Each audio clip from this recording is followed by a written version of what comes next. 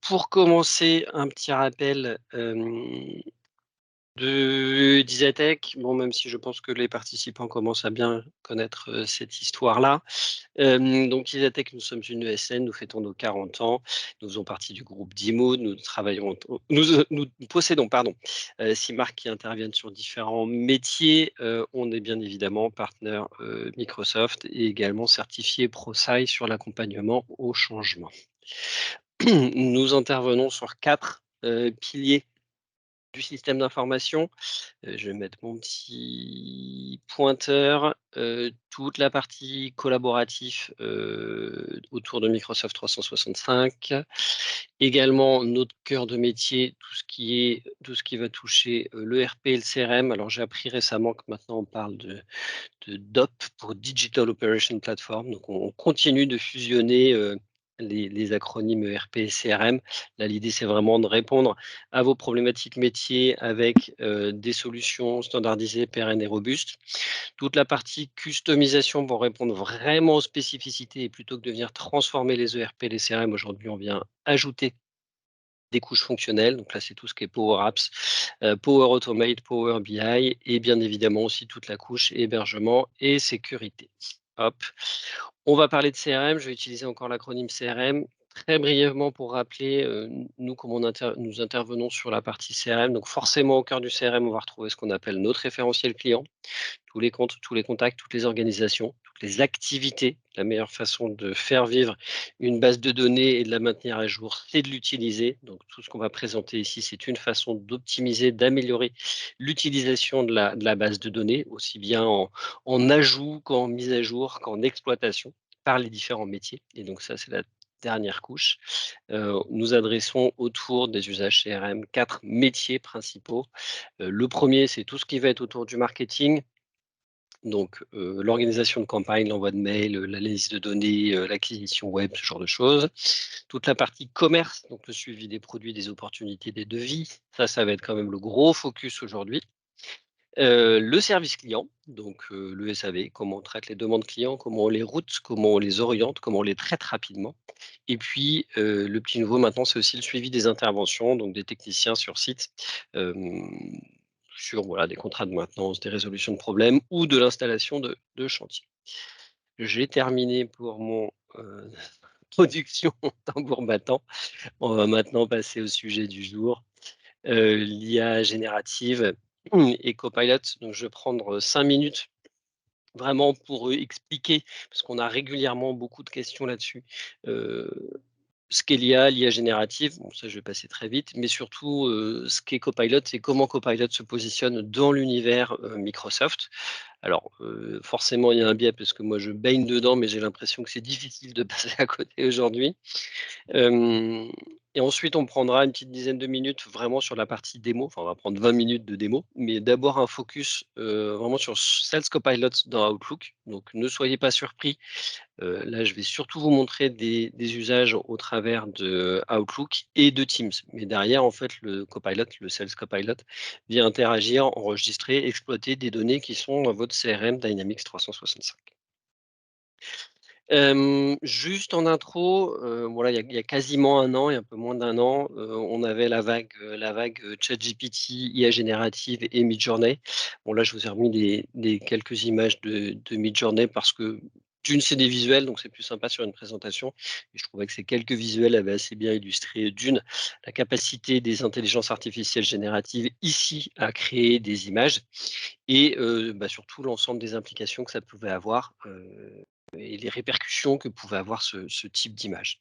On ne va pas travailler avec des IA génératives autour d'images, mais on va plutôt travailler avec des IA génératives autour du texte, ici avec Copilot. Je ne reviens pas sur voilà, les avancées phénoménales là, depuis un an, mais en tout cas, c'est assez difficile de passer à côté.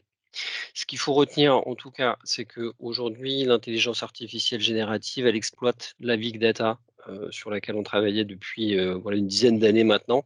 Hein, le Go Cloud, la structuration des données, la disponibilité des données, la capacité de calcul, et puis les avancées aussi en termes d'algorithmes sur ce qu'on appelle le deep learning, permettent aujourd'hui d'avoir des intelligences artificielles, une partie de l'IA, l'IA L'IA générative de laquelle on parle aujourd'hui ne résume pas toute l'intelligence artificielle. C'est globalement avoir des données pour entraîner des robots, des algorithmes qui vont aujourd'hui pouvoir générer des images, générer de la voix, générer du texte de façon extrêmement crédible. Mais ils ont comme source d'entraînement finalement la quasi-totalité d'Internet et des sources publiques. Donc ça, c'est le grand point qu'il ne faut pas oublier. Les robots, on va leur demander de nous assister, mais pour cela, il faut qu'ils aient de la donnée, de la data sur laquelle s'appuyer. Autre grand point à retenir aussi, c'est ce switch qu'on a toujours sur les innovations, c'est que les innovations, elles sont d'abord portées par le grand public et qu'ensuite elles viennent s'appliquer dans le monde professionnel. Donc là, c'est ce qu'on vit aujourd'hui. Le délai est même extrêmement court. Ces avancées de l'intelligence artificielle qu'on a pu avoir dans le grand public, je sais pas, sur des sujets de véhicules autonomes avec la reconnaissance d'images, des assistants vocaux, là c'était le buzz il y a quelques années, donc ça c'est plutôt des usages grand public. Là aujourd'hui on va voir comment on peut en tirer profit dans le monde professionnel. Un exemple du grand mouvement quand même qu'on est en train de vivre, voilà depuis quelques mois maintenant. Le moteur de recherche, Bing, met en avant son IA, Copilot. Alors c'est pas, il n'est pas brandé Copilot, mais derrière c'est la même technologie qui est utilisée. Donc finalement on n'est plus à utiliser un mot-clé pour avoir des listes de résultats, des listes de sites vers lesquels aller. On pose une question en langage naturel, à un robot et ce robot va construire une réponse en s'appuyant sur ces données. À tel point que ça, aujourd'hui, ça soulève vraiment beaucoup de questions et que, beaucoup, se posent vraiment des questions sur l'avenir du modèle économique de Google. Donc on en est, à ce stade-là, à se dire: «Mais finalement, est-ce que cette façon d'interagir avec, internet ne va pas, totalement changer le modèle économique de certaines structures?» En tout cas, Microsoft avec, l'engouement et les gros investissements qu'il a consentis dans le domaine de l'IA au travers notamment de ses accords avec la société OpenAI, a vraiment marqué énormément de points et pris énormément d'avance dans la guerre que se livrent les GAFAM. OK. On regarde un petit peu, alors je ne vais pas dire sous le capot, mais pour vous expliquer comment fonctionne Copilot et ce qu'on appelle, quand on parle d'IA générative, on va parler souvent des modèles à large langage. Ils font finalement de la statistique sur la façon dont sont construites les phrases pour pouvoir et les comprendre et les rédiger. Donc comment fonctionne Copilot? Copilot, comme, ChatGPT, comme Midjourney, comme la majorité des intelligences artificielles, ce sont principalement des agents conversationnels, c'est-à-dire qu'on va leur poser des questions en langage naturel et eux vont nous répondre également en langage naturel, ou en images, ou en voix, ou en son, ou autre. Donc, dans l'environnement Dynamics 365, on va retrouver ce qu'on appelle des prompts qui peuvent être disponibles dans les différentes applications de Dynamics 365. Alors c'est là où parfois on peut s'y perdre un peu, dans Customer Service, dans Sales, dans Outlook, dans Copilot Studio, dans des environnements de chat. Donc il y a plein d'applications, des applications marketing aussi, dans lesquelles on va pouvoir retrouver un agent Copilot qui est à disposition. Et en fait, cet agent-là, au travers de son prompt, on va pouvoir interagir avec lui en lui posant des questions. Ensuite, comment ça se passe? Copilot prend notre prompt, finalement la demande qu'on lui formule, va l'enrichir avec des données contextualisées. Donc c'est là aussi où il y a un grand intérêt, c'est-à-dire qu'il va exploiter, toutes les données du Dataverse, qu'on appelle le Microsoft Graph, c'est-à-dire le fait que, vous, utilisateur dans un environnement Microsoft, vous avez accès à certains enregistrements, vous avez certaines activités, vous avez énormément de contenus qui sont liés à votre profil utilisateur. Donc finalement, Copilot va utiliser tout ce contexte-là, votre historique de rendez-vous, le nombre de mails que vous avez envoyés, vos disponibilités dans votre agenda, pour enrichir finalement le contexte de la question. Il va ensuite aller utiliser le LLM, donc qui est celui d'OpenAI, et ensuite va venir proposer une réponse dans le contexte dans lequel vous avez sollicité Copilot. Donc, de façon graphique, comment ça fonctionne? Bon, même si là c'est Copilot forme M365, pour Dynamics, c'est exactement le même principe. Vous avez un prompt, le prompt est enrichi avec le contexte qui sollicite le LLM. et qui ensuite va vous fournir pardon, la réponse, qui va bien. Là où on peut peut-être parfois s'y perdre, c'est que, Copilot, est disponible sur, la quasi-totalité des produits, des gammes de produits Microsoft. Donc aussi bien dans la Power Platform, aussi bien dans Dynamics, aussi bien dans Microsoft 365. Mais ce sont des copilots différents qui répondent à des usages différents. On va retrouver aussi toute une gamme de copilots, par exemple, sur la partie, sécurité, donc sur, Defender, Microsoft Defender, par exemple. Donc là, on est dans des contextes très différents. Également sur la partie développement, là, on va pas forcément en parler aujourd'hui. On va pas non plus parler de Copilot pour Microsoft 365. On pourra l'adresser dans un autre, webinaire. Là, on va vraiment s'intéresser sur Copilot dans Dynamics 365, donc la suite, d'applications métiers, et même dans Dynamics 365, on va faire un focus uniquement sur Dynamics 365 for Sales, donc la partie métier qui répond au commerce. Allez, j'avance, j'ai été un petit peu loin. Donc, on va pouvoir passer maintenant sur la partie, démo. Donc, allez, petit contexte pour la partie démo. On va dire que nous sommes une entreprise, on va prendre un scénario B2B. Nous sommes une entreprise qui installe des panneaux photovoltaïques, pour d'autres entreprises. Et donc, dans mon scénario de démo, je vais avoir un client qui s'appelle, Alain Beau, qui est mon client B2B, et lui, vient me voir parce qu'il souhaite installer des panneaux photovoltaïques pardon, sur la toiture de son entreprise, et rapidement. Il est pressé, le monsieur.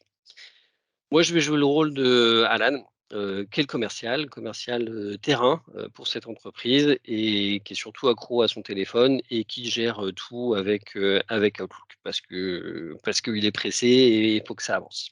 Et puis en back office, on va retrouver une ingénieure, Martine, qui elle a besoin d'avoir un maximum d'informations sur, ce que, son commercial négocie avec ses clients.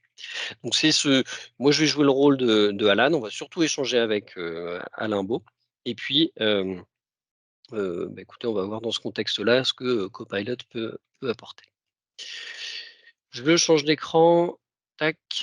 Normalement, vous avez mon écran et on va pouvoir avancer. Donc, je suis dans mon univers, Microsoft, 365. Ici, je suis sur Outlook, hein, sur mon environnement Outlook en client web. Et ici, si je regarde sur mes mails, je vois que j'ai déjà un mail. Donc, je suis dans la peau d'Alan, hein, mon commercial, et je vois que déjà j'ai un mail ici qui est pas lu, d'un certain Simon Lebaillon, que je vais pouvoir traiter. Quelle forme prend Copilot? En fait, Copilot prend la forme de ce petit bouton-là, qui apparaît ici dans mon environnement Outlook, qui est disponible sur à peu près tous mes mails et qui se présente ainsi. C'est-à-dire que sur le panneau de droite, globalement, ça va être le même affichage, hein, sur toutes les applications, Dynamics, de Microsoft. Et donc ici, Copilot va identifier que sur mon adresse mail, en fait, je suis inconnu du CRM, et donc il va me proposer tout simplement soit de créer un nouveau contact pour cette adresse, Simon Levaillant, soit également de créer le courrier électronique. Parce que dans CRM, je pense que vous le savez, mais on va dissocier, les organisations, les personnes morales, les individus, les opportunités et aussi les activités. Tout ça, ce sont des objets distincts, dans CRM. Donc Copilot, directement, va pouvoir me permettre, d'ajouter directement ces contacts. Bon, là, je vois que j'ai une demande. J'ai pas beaucoup d'infos de la part de monsieur Le Baillon, donc ce que je peux peut-être faire, comme je suis un commercial pressé, hop, je vais juste créer le contact et je vais, l'affecter, à mon collègue qui est en charge de la prospection ou de la qualification. Bon, moi, j'ai pas trop envie de m'embêter avec ça, donc je vais enregistrer Simon Le Baillon, mais, rapidement, sans trop perdre de temps, là-dessus. Par contre, moi, j'ai une journée, très chargée, et si je vois dans mon agenda, je vois que j'ai certains, rendez-vous ici en fin de journée, et j'ai entre autres là ce rendez-vous de demande d'information de panneaux photovoltaïques. Ah oui, et c'est avec monsieur Alain Beau. OK, bon, donc je vais pouvoir reprendre mes emails pour me dire: «Ah oui, Alain Beau, j'avais ici noté dans mes échanges importants». Je vois que j'ai échangé pas mal de mails déjà avec Alain Beau. Et pour me remettre dedans, et comme je suis en déplacement et comme je suis, pas forcément, toujours devant mon ordinateur, dans un contexte idéal et que j'ai pas forcément envie d'ouvrir ma CRM pour avoir tous les éléments de contexte, je vais pouvoir à nouveau ici utiliser, Sales Copilot. Donc là, Copilot, il détecte que, monsieur Beau, il est déjà, enregistré dans ma CRM. D'ailleurs ici dans mon panneau, Dynamics 365, en fait, je vais pouvoir accéder à toutes les informations et à tous les types d'enregistrements auxquels, mon prospect Alain Beau est rattaché. Donc je vais avoir, les informations sur mon contact, donc éventuellement, je vais peut-être pouvoir même aller, le mettre à jour. On voit ici là que j'ai les détails du contact, j'ai son adresse mail, mais tiens, j'ai pas son poste. Peut-être que dans, mes historiques de mail avec Alain Beau, ah oui, bah, en fait, je vois que c'est le CEO. Donc je vais pouvoir ici, hop, directement depuis, et puis j'ai pas mis son numéro de téléphone. Ça peut être utile quand même de partager son numéro de téléphone avec mes collègues qui vont devoir prendre rendez-vous avec lui, plus tard. Donc là, je mets à jour en fait la fiche de mon contact directement depuis mon environnement Outlook. J'ai accès directement au mail et puis, on voit qu'on a aussi accès aux autres informations. Je vois que j'ai déjà une opportunité en cours avec ce monsieur. Je vois que j'ai l'information sur l'entreprise à laquelle il est rattaché. Donc j'ai toutes ces informations ici et donc j'ai aussi l'opportunité, en cours avec, le montant, les dates de fermeture ou autre. Bon alors parfois on a quelques petites fonctionnalités de résumé qui sont encore en anglais, on va revenir, là-dessus juste après. Donc là, j'ai toutes mes informations de contexte qui sont finalement issues de ma CRM et qui sont disponibles dans mon contexte de Outlook. Donc ça me permet à moi, commercial, de ne pas avoir à jongler avec des onglets pour aller dans la CRM et accéder aux informations dont j'ai besoin et de les mettre à jour aussi directement. Ensuite, qu'est-ce que je vais faire? Je vais tout simplement revenir sur mes points clés et en fait, je vois que j'ai échangé pas mal de mails avec Alain Beau et là, qu'est-ce que Copilot me propose? Il me propose, en fait, directement de faire un résumé de l'email. C'est-à-dire que, je vois ici qu'Alain Beau a demandé des informations, OK, donc le tarif, les conditions, la disponibilité, OK, a priori, il a un atelier industriel, budget serré, délai moyen d'appro, OK, et puis surtout, je vois qu'il commence à me poser des questions sur des normes et le bilan carbone de mes panneaux. OK, donc le monsieur, il connaît un peu son sujet. Je vais peut-être, plutôt, bien préparer mon enregistrement, mon prochain rendez-vous avec lui. Si je vais sur le petit 1 ici, là, à chaque fois, ce qu'on voit, c'est que Copilot, quand on a ces petites notifications, va nous indiquer, en fait, la source. C'est important de pour s'assurer, en fait, que notre assistant ne dise pas de bêtises. Ici, voilà, il va nous sourcer systématiquement l'information pour nous indiquer d'où ça provient. Donc ça permet d'être bon dans ce qu'il va nous proposer et d'avoir confiance, là-dessus. On peut lui faire du retour. On peut utiliser le résumé d'ailleurs si on veut, partager le résumé avec un collègue, donc ça, c'est pour mon environnement Outlook. Donc j'ai repris un certain nombre d'informations sur mes échanges avec Alain Beau. Je vais pouvoir maintenant, switcher dans Teams et faire, mon échange, téléphonique avec mon client. Donc ici, je vais rejoindre. Alors pour les conditions du direct et pour éviter de couper la la connexion sur laquelle je suis, je ne vais pas rejoindre une autre conversation Teams parce que sinon ça risque de couper. Mais là, on va passer sur un mode un peu, asynchrone. Donc je simule le fait que je rejoigne, la conversation avec mon client et qu'est-ce qui se passe maintenant dans Teams? C'est que dans Teams, j'ai la possibilité, d'enregistrer la conversation, téléphonique que je vais avoir avec mon client. Donc là, j'ai fait un enregistrement de l'échange que j'ai eu avec Alain et en fait, ce qui se passe maintenant dans Teams, alors peut-être que vous l'avez déjà vu, mais on autorise la transcription automatique de l'enregistrement. C'est-à-dire que à mesure que vous parlez, hop, je vais couper le son. Donc à mesure que vous parlez, Copilot, fait la transcription de la discussion orale ici sur la partie droite. Et à partir de ça, donc à partir de cette transcription orale, on va pouvoir mettre en place tout un tas de choses. Donc je vais vous les montrer juste après. Donc une fois que, Copilot a fini de faire le résumé de la réunion, donc j'ai une petite notification dans Teams, j'arrive à cette fenêtre-là. Donc cette fenêtre, elle est en fait, c'est mon objet de rendez-vous, hein, que j'ai eu avec mon client Alain Beau. Je vais me retrouver sur cet environnement-là. Donc sur la droite ici, je vais retrouver toute la discussion que j'ai eue avec mon prospect. On voit qu'automatiquement, Copilot met en gras les mots qui lui semblent importants, des noms de personnes, je crois qu'on a vu des montants aussi, ici une durée, la durée de garantie. Donc là, on a la transcription littérale de tout l'entretien. On peut la passer en anglais d'un clic, ça c'est plutôt pas mal dans des contextes multilingues. On peut rechercher bien évidemment sur des contextes longs. On peut aussi télécharger les transcriptions. En bas, je vais aussi avoir la timeline, c'est-à-dire le déroulé de l'entretien. Donc là, on est sur un entretien qui dure 3-4 minutes. Donc automatiquement, Copilot va aussi, à partir de l'analyse de la discussion, identifier les chapitres. Donc on a voilà une minute qui sert de salutation, de présentation. Direct, on passe ensuite dans la négociation autour du prix, et puis on termine en quelques secondes.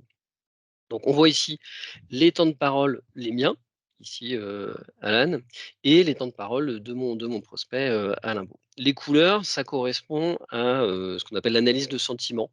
C'est-à-dire que, à partir des mots-clés, certains mots-clés vont déclencher chez Copilot le fait de se dire: «Ah là attention, il y a une petite tension», donc négative, positive, ou neutre. Donc si on clique ici par exemple sur la rouge, on va voir en fait là l'élément le petit warning qui nous dit: «Attention, il semblerait que le prospect soit pas forcément satisfait, ou content». Et donc en effet, là on voit que, au bout de 14 secondes, Alain Beau commence en disant: «Très difficile de vous avoir et d'échanger avec une personne compétente». Bon, donc voilà, ça permet en fait de rejouer, l'entretien, d'identifier les points problématiques, et puis peut-être aussi dans une logique d'amélioration, de partage de bonnes pratiques, d'identifier, typiquement, qu'est-ce qui fait que, ce commercial va être très, très bon dans ce genre de situation? Qu'est-ce qui fait qu'il arrive un peu à retourner, une situation tendue, à son avantage? Et ça, en fait, ça peut être des enseignements extrêmement riches pour, d'autres personnes de la force commerciale. Donc ça, c'est ce qui est utilisé sur les centres d'appel, par exemple, sur le monitoring et le pilotage des équipes de vente, par téléphone. Heu, pour l'analyse de sentiments, on va retrouver également, voilà, je vous disais parfois on a quelques petits éléments qui restent en anglais. Les temps forts, c'est-à-dire que là aussi, Copilot va me faire un résumé de la conversation pour me dire quels sont les éléments importants, sur des demandes spécifiques. Ici on parlait de madame Dutronc par exemple, là il demande l'intérêt et il demande surtout un devis. Il demande des informations, il demande, une remise, et ainsi de suite. Donc là, on a vraiment les temps forts de l'entretien qui sont analysés par Copilot. Et l'autre point aussi, qui est assez utile, c'est qu'on a des actions de suivi. C'est-à-dire que là, un moment, moi, dans l'entretien, j'ai dit: «Je vous envoie le devis actualisé avec le montant du chantier et des panneaux par email sans faute d'ici à la fin de la semaine». Et donc automatiquement ici, Copilot a identifié que c'était une tâche, et donc je vais pouvoir, créer une tâche dans mon CRM pour avoir un élément de suivi. Donc bon, il y a d'autres points encore sur Copilot ici, mais, en termes de résumé qui sont assez bluffants, mais je vais passer. Donc j'ai fait mon entretien, qu'est-ce que je vais pouvoir faire maintenant? Je vais pouvoir, répondre, à monsieur, Alain Beau, et en fait, je vais surtout pouvoir lui proposer directement, un résumé de notre conversation. Donc la conversation que je viens d'avoir avec lui, je vais pouvoir demander à Copilot de m'en faire un résumé et de joindre, finalement le compte rendu de l'entretien, avec Alain Beau. Alors, donc là, j'ai une première proposition. Par contre, on notera que c'est en anglais. Ce qui est intéressant, c'est que Copilot, enfin, ce qui est utile plus qu'intéressant, c'est qu'on peut interagir avec lui. C'est-à-dire, il nous fait une proposition, si ça ne nous convient pas, on peut l'ajuster. Et donc ici, par exemple, je peux lui demander, hop, rédige le résumé en français. On peut changer le ton, on peut changer la longueur. Si on demande des rendez-vous, on peut aussi préciser, par exemple, la date à laquelle on souhaite qu'il y ait un rendez-vous. Hop, alors, parfois il prend un petit peu de temps.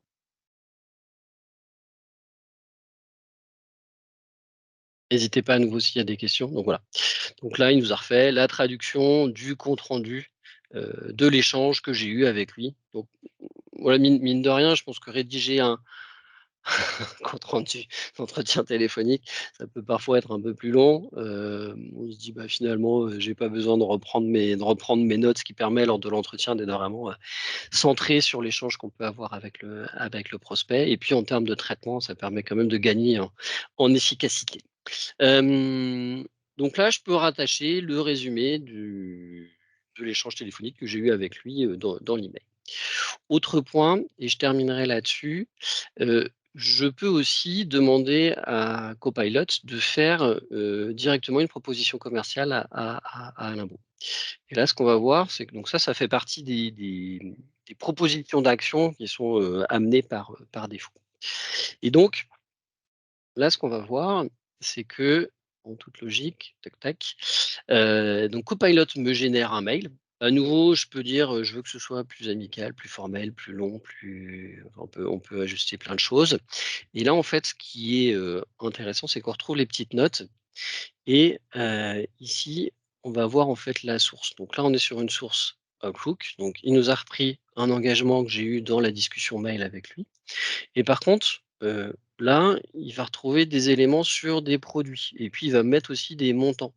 Sauf que ces éléments-là, de montants, en fait, ce sont mes lignes de devis, elles ne sont pas dans mes emails. Elles proviennent de ma CRM. Donc, dans le mail, Copilot est allé chercher des informations qui sont en fait des opportunités en cours. Enfin, c'est même un devis, hein, ici, je peux vous montrer là, ouais, j'ai un devis avec, un chantier, des panneaux. Et donc Copilot est allé chercher l'information dans ma CRM avec les montants qui vont bien et les références qui vont bien pour générer un email. Et ici, je peux même, parce qu'au client dans la discussion, je lui ai proposé une remise de 10. Donc là, je vais même pouvoir demander à Copilot, il me dit: «Bah, propose une remise de 10 sur le chantier», et logiquement, il devrait nous régénérer un email dans lequel il va intégrer une remise de 10 sur le chantier.